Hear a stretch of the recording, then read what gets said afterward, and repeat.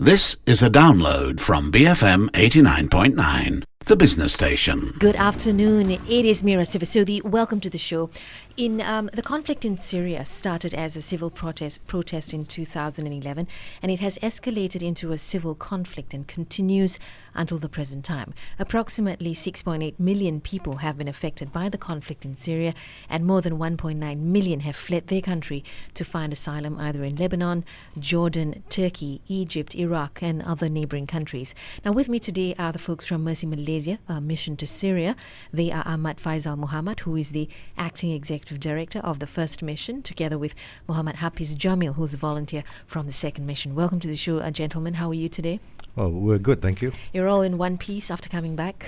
Yes, we're still here. Yeah. Can you just go through with me? I mean, when did you actually leave, and what really happened? Yeah. I went on the first mission into Syria. We actually went in July of this year. Mm-hmm. That was during the Ramadan month. So we actually on the first mission we actually went to a few countries, not only Syria. We went to Beirut in Lebanon. We went to Istanbul, Turkey actually, border of Turkey, and we actually went into Syria itself. Okay. Basically, the first mission was to assess the needs of the Syrian refugees, and also the Syrians who are IDPs in their own country. So we actually managed to go into Syria, not too far. It was around the border areas, about 10 kilometers inside.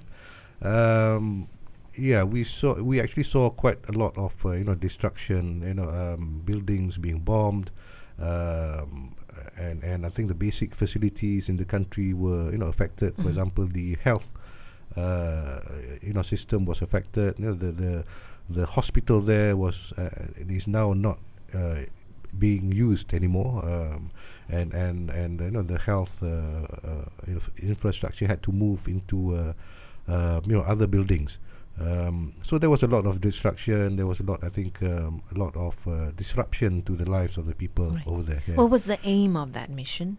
Well, basically the aim of the mission, the first mission, like I said, was the assessment mission. What we normally do during the assessment mission was to find gaps in the needs of the people. It could be health gaps. It could be. What were some of your findings? Well, like I said, the health. They really need the health system running. They need more doctors, for example. They need medicine. They need the facilities itself, and so on. Hafiz was in the second mission. Does that mean by the time you went in, you already knew what you had to do? Oh yeah, my second mission was actually supply more on medicals. At the same time, we are doing more assessment on what we can do more in Syria. Okay, and so when you talk about coming in with medical stuff, and I think everyone knows that. I think in the area of health is where there's a dire need for help. But I was just reading yesterday that a group of about 50 doctors, including Nobel Prize winners, they say Syria's health system is at breaking point as medics are forced to flee the fighting. Is that an exaggeration? Well, I don't think it's an exaggeration. I think in that report it mentions that about 50% of the hospitals are already down or not functioning. For example, I went up to in Azaz near the border. The main hospital there is not functioning anymore. So basically, the whole town does not have a proper hospital or facilities. So I don't think it's an exaggeration. I think it's probably worse than what is reported. My goodness, it already it sounds bad. I mean, on the breaking point is really bad. Oh yeah. And how did you guys manage? I mean, were you stopped, and were you did you have to leave because things were really bad? Well, actually, the situation are very bad, but we have a mission to go, so we have to accomplish the mission. But I think MERCY Malaysia will never stop. Won't stop trying. Never stop. But what got you involved, Hafiz, as a volunteer? You don't do this full time, obviously. Oh yeah, actually I'm basically I'm the logistician in Pasir Gudang. I'm handling shipping as well as warehousing, and on top of that, I'm ex-fireman. Right. Oh yeah. Okay. So, but I got a little bit on the first aid basic, and I think was from there. But when I joined MERCY Malaysia, they taught me a lot in terms of humanitarian service, or especially on the relief. What was your experience like when you went in there? Well, Because it doesn't, it's not easy to it's go not- in as a it's aid not- worker. Yeah. Obviously, it's not so easy. Thank goodness you're a fireman. I'm risking my life actually. Yes, but you would have had some exposure to emergencies and things like that. Actually, Syria is not my first mission to this conflict area. I was in Gaza, Libya, as well as Somalia. So I had a lot of those bad situations, and I've been through this kind of situation, and I think it's not. Do you become numb to the feeling when you go to these disaster areas, or have you just become used to it because psychologically it can affect you? Well, my first mission, yes, I admit, I'm a bit shocked, but after second mission, I'm used to it. Okay, so quite an easy character actually Oh, to yeah. deal with it. We need more people like you to do aid work. Oh yeah, We welcome more people. we welcome more people. Yeah. What about yourself, Faezal?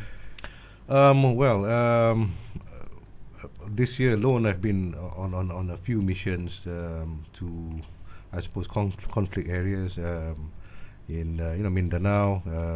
In latest one is in Syria. I think the fear is, it's in everyone. It's always there. It will never go away. Especially when you're facing conflict area for the first time, for example, and then you're expecting, you watch TV, and then you're expecting, a lot of bombs going off and all that, the conflict. But I suppose, like Hafiz and Hafiz was saying, after a while, you start thinking that you have a mission to accomplish.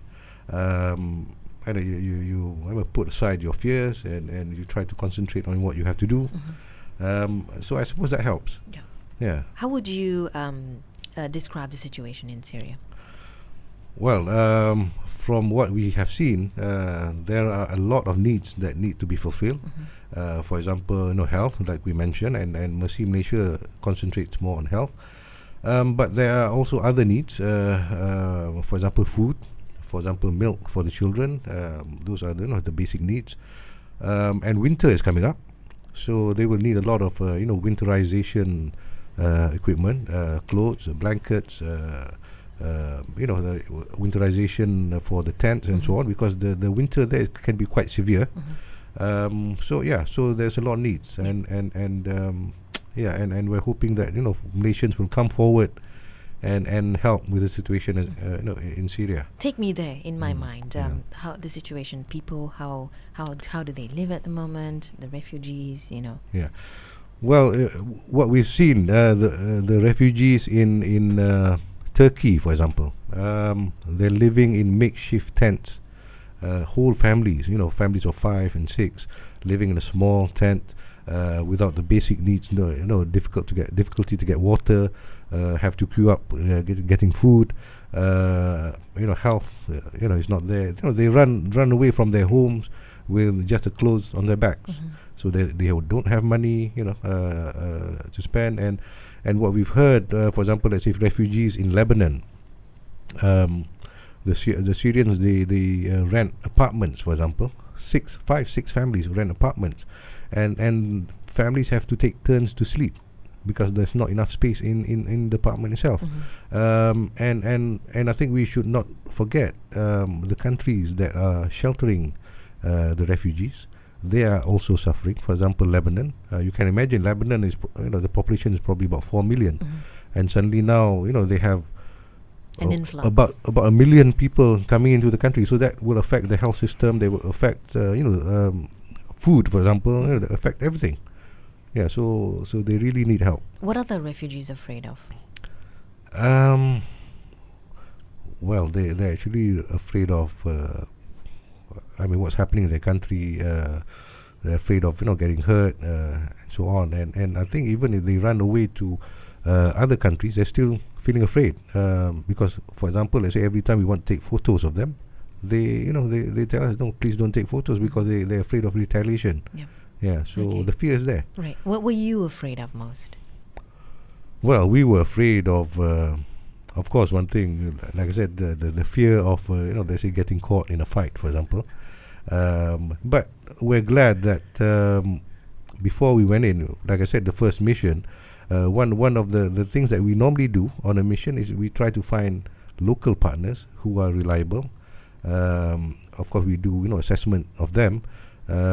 So thankfully we found the right partner who actually can bring us in safely, relatively safely. So it helps. Mr. Fireman, does anything scare you at all? Seriously, I'm scared of snipers. Yeah. There's a lot of snipers, and in fact, the news has spread out. The world so knows that the snipers is the most dangerous situation in Syria, and excuse me. I seen those small children. They also been. They are also victims of the snipers. Not only the rebels, but the small children as well. The women, old men. Yeah. So I'm worried about the snipers. But if they fight, we can just go off. But the snipers will just look at us. That's what I'm worried of in that mission. I think while we as adults and we don't stay there most of the time. When we go in, we fear. We have the fear of the situation and all that. But you can imagine the children there. Yep. They have to live through it every day. They're at risk of being shot from snipers while they're queuing for food, or even going to school. Yeah.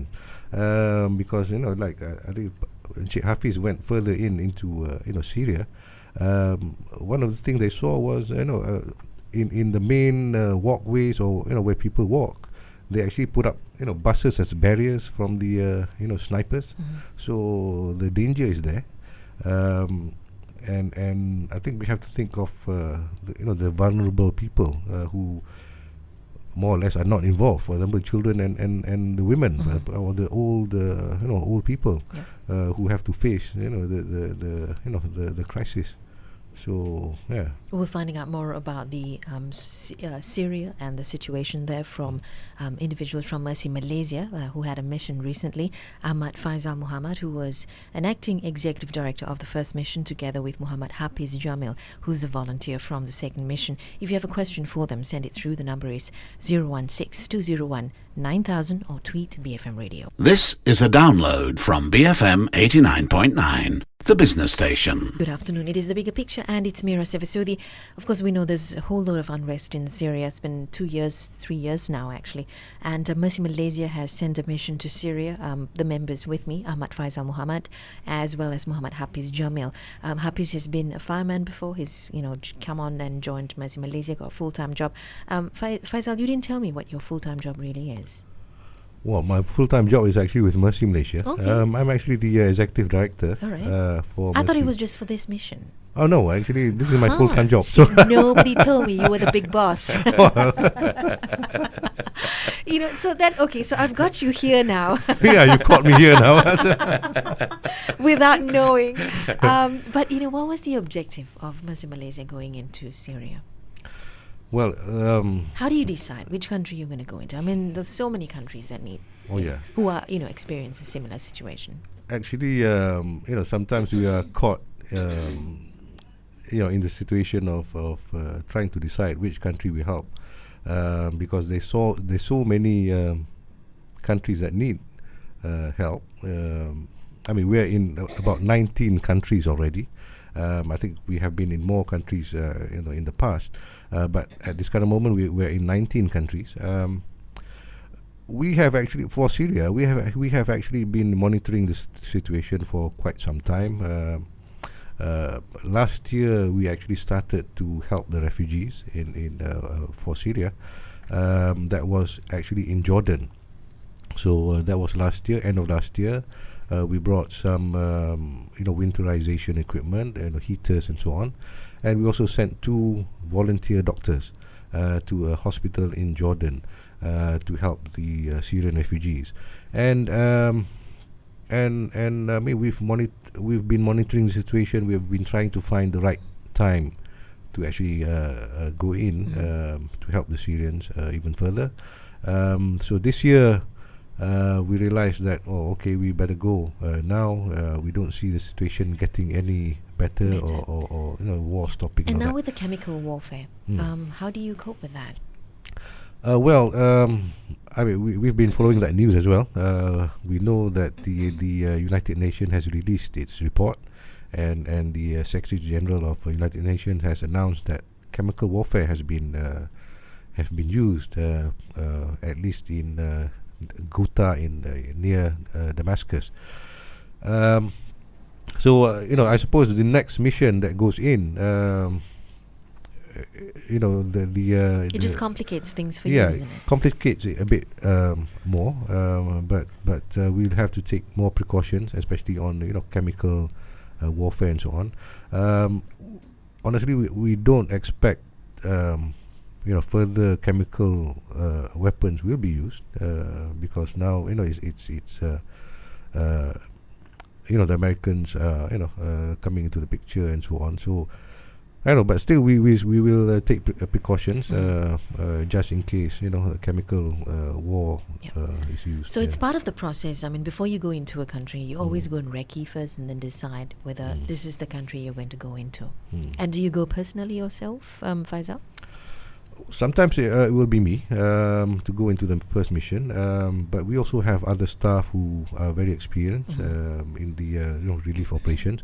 So sometimes they will go in, and we're thankful that we have volunteers like Encik Hafiz, who's also very experienced, and sometimes we send in the experienced volunteers to go in and assess the situation. Okay. As well. Yeah. And what happens to your full-time job? I'm just wondering, Hafiz, when you go on missions like these, are they understanding that you've gone for a good cause? Well, I on my own business, so it's easy for me. Yes. I will decide. Okay, so you're clever. But in situations where, say for an example, I'd like to come and volunteer, right? Yeah. I mean, do you go in and talk to organizations and explain to them that this is for a good cause and hence so and so will not be at work? Because I think a lot of people would like to volunteer, but because of work commitments, it will be quite difficult. Yeah, well, what we normally explain to our volunteers, or anyone who want to volunteer, we tell them that a certain commitment is required. Especially when you're going on a long-term mission, they must be prepared to take leave and ask their superiors, that they have to go on a leave and so on. How long is a mission? Well, normally it can range from 10 to 14 days for about 2 weeks. Yeah. All right then. Zakir is asking, I mean, you work full-time for Mercy Malaysia. Do you get paid? Oh yes, we the full-time staff do get paid. You get paid. We have to eat. But somebody like Hafiz is a pure volunteer. Yeah. So who funds Hafiz's trip to Syria, for an example? Normally for volunteers, we will Mercy Malaysia will actually foot the bill. For the flights, the transport, the accommodations, the food, and so on. But most of the time, for example, to say the accommodation, well, it could be in tents, not hotels. Exactly. No way. So you got to be prepared for the rough and tumble kind of. We are fully prepared actually. That's the reason why we need this kind of mission. We need really exposed volunteers and well-experienced volunteers. Yeah, but then again, if you don't get involved, then where do you start? I mean, everybody has to start somewhere, right? So you would have worked with people who are less experienced. And how do you lead those people?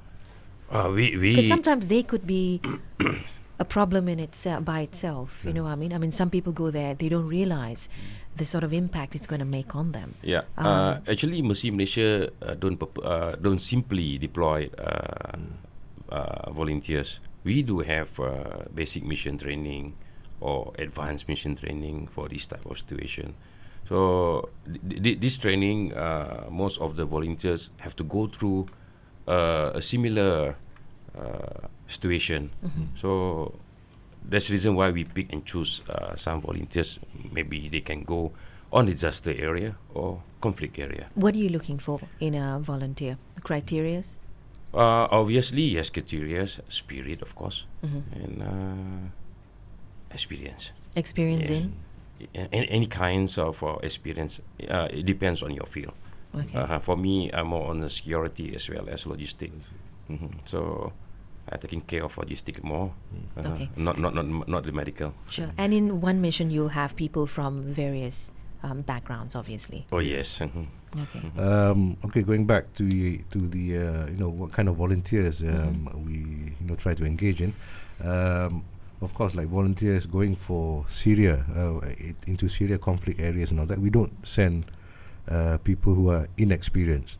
We send people like Encik Hafiz, who has been on missions in conflict areas before. Yeah. And like Encik Hafiz was saying, we provide our volunteers with training, like the basic mission training and the advanced mission training, which prepares people for any eventualities in those areas. So for somebody who's going into a tsunami hit area, may not be suited to go into Syria, for an example. Yeah, for example, it's a totally different Yes. situation. Tsunami, for example, you don't get people shooting people and so on. So it's a totally different situation, totally different mindset and so on. Yeah. So What has surprised you most, Hafiz, when you went on the mission? Anything that surprises you at all anymore? Or you just like go with this mindset that just stay focused and we'll cope with whatever that comes. I never think of anything bad. So actually, whenever I got a mission, my aim is to accomplish the mission. That's it.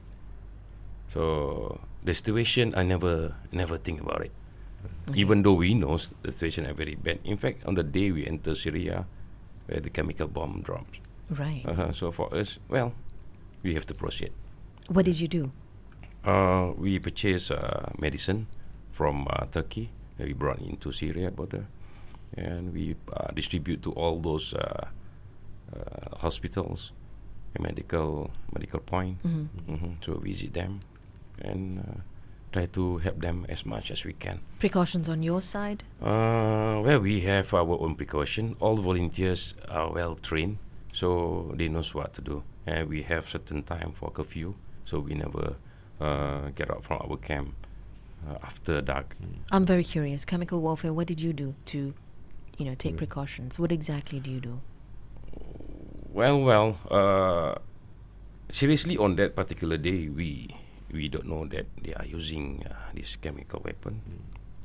But we have nothing to protect ourselves.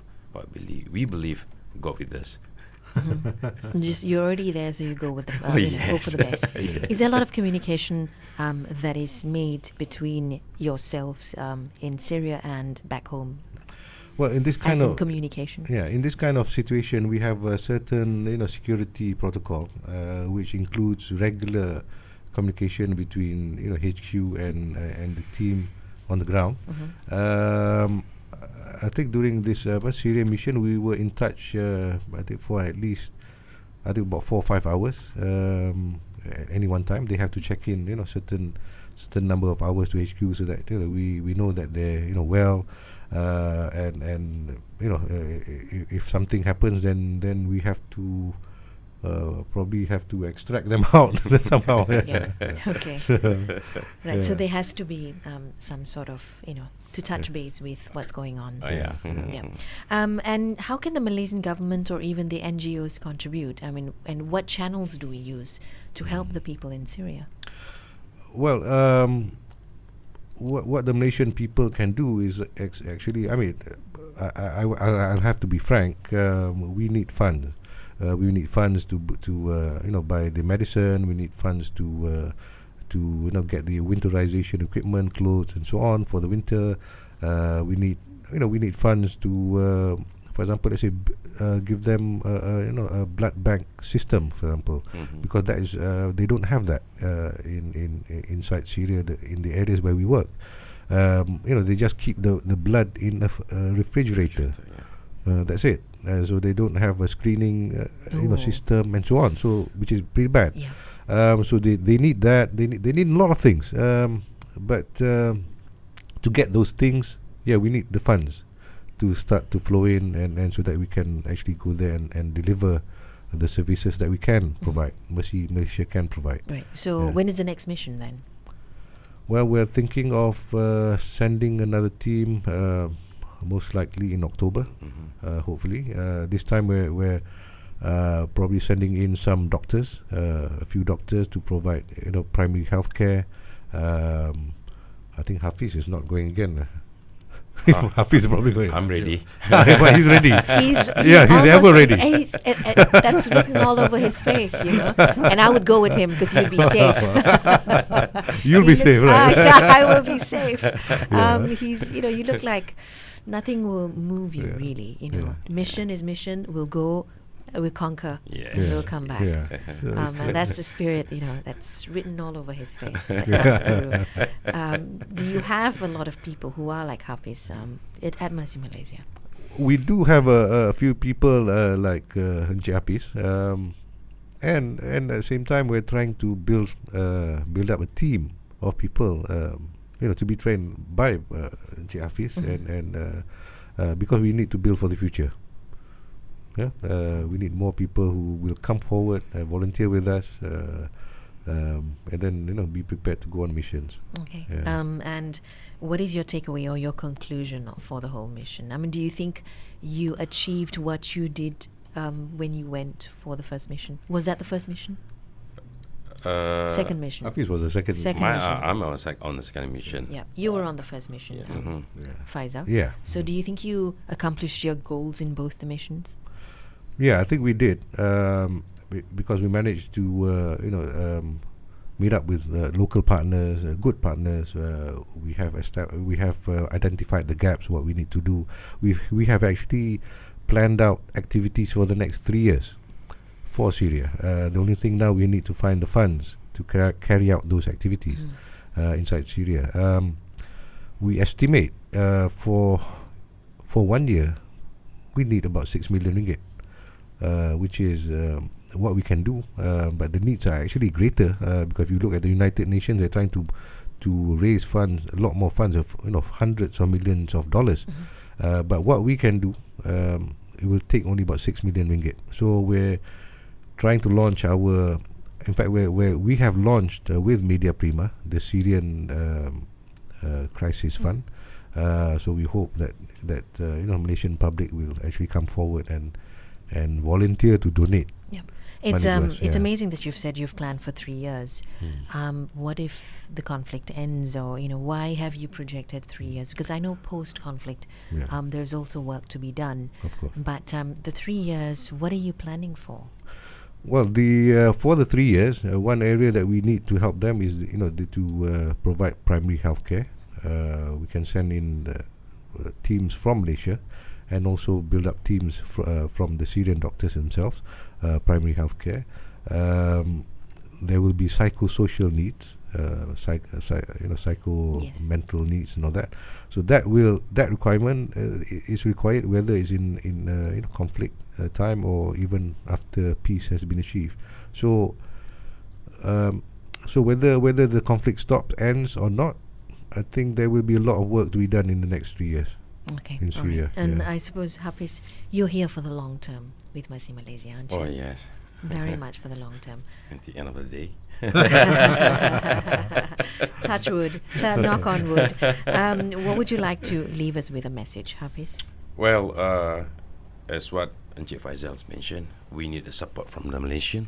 We need more funds, and we need more volunteers. Are Malaysians very open to donating, Faezal? Well, I believe Malaysians are very generous. Yes. In that sense, yeah. They're very generous. Okay, so that's good then. Yeah, that's good. Okay, have you collected a certain amount of money already, or is it halfway through? Well, we've actually just started. So I think we launched this Syrian fund, I think a week ago. That was a soft launch in on TV3, Okay. and with Media Prima. I think so far one organisation has come forward and donated about 10,000 ringgit So that's just a start. Okay. But we're expecting a lot of Malaysians to come forward and give us a helping hand for the Syrians. Yeah. How do we get involved? Is there a website where we can go and donate? We have one particular website called the Singgit Sehari. They can log in. You can log in on www.seringgitsehari. Seringgit Sehari. Seringgitsehari. Okay. .org. That's our donating platform. You can actually donate on a monthly basis by deducting your account from Maybank, RHB Bank and CIMB Bank, the major banks in Malaysia. So you can do it on a monthly basis, continuously. That's what we're hoping for, or on a one-time basis. Right. Yeah. Why didn't you call it a Seringgit ringgit a day, or so you will reach a wider audience? We are actually trying to tell people that if you put aside 1 ringgit a day or 30 ringgit a month, it's not much. It is not much. It is not much. No, but to the people who need help, 30 ringgit a day is a lot. It is. For example, let's say just giving 30 ringgit a month, you can we can do a vaccination for one child, for example, and could save the life of the child. Yep. Yeah, so it's a lot to these people. But for us, I think 30 ringgit a day is probably the cost of or 30 ringgit a month is probably a cost of one meal. Exactly. Which is not much. Really, it's not a lot. It's not and a it's a lot. very basic meal for 30 ringgit. Yeah. So seringgitsehari.org is the website if you'd like to donate more money. Thank you both very much for joining me today. Thank you for having us. Ahmad Faezal Mohamed, who is the Acting Executive Director, also the First Mission, as well as Muhammad Hafiz Jamil, who's a volunteer of the Second Mission for Mercy Malaysia's mission to Syria. On The Bigger Picture, BFM 89.9. Thank you for listening to this podcast. To find more great interviews, go to bfm.my or find us on iTunes. BFM